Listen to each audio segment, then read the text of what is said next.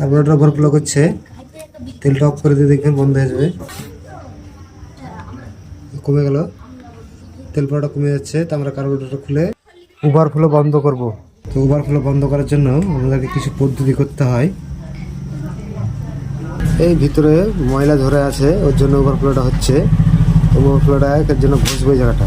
Drill ভালভটাকে আমরা এই পাইপের মধ্যে বসিয়ে নিয়েছি। তো গ্যান্ডিক পেস্ট দিয়ে ওটাকে পরিষ্কার করবো।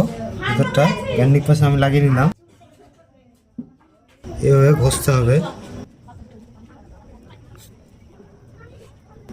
এইভাবে ঘষে ঘষে ঘষে ঘষে ভিতরটার ময়লাটাকে পরিষ্কার করতে হবে। ভিতরটা কি সুন্দর পরিষ্কার হয়ে গেছে। তারপরে ভালো করে পেট্রোল দিয়ে ধুয়ে লাগাবো, ওভারফ্লোটা এতে বন্ধ হয়ে যাবে। তো ফ্লোরটা ফিট করে নিলাম, ফিট করে নিতে লাগিয়ে দেখছি তেল আর ওভারফ্লো হচ্ছে কিনা। ড্রিল ভালভটা আমরা পরিষ্কার করে নিয়ে কার্বোরেটর লাগিয়ে দিয়ে তেল ছেড়ে দিয়েছি। দেখুন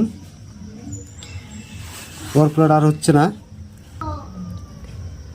তখন হড় হড় করে তেল পড়ছিল, এখন আর তেলটা পড়ছে না, তেলটা বন্ধ হয়ে গেছে। ভিডিওটি ভালো লাগলে লাইক, কমেন্ট, শেয়ার, ফলো অবশ্যই করবেন।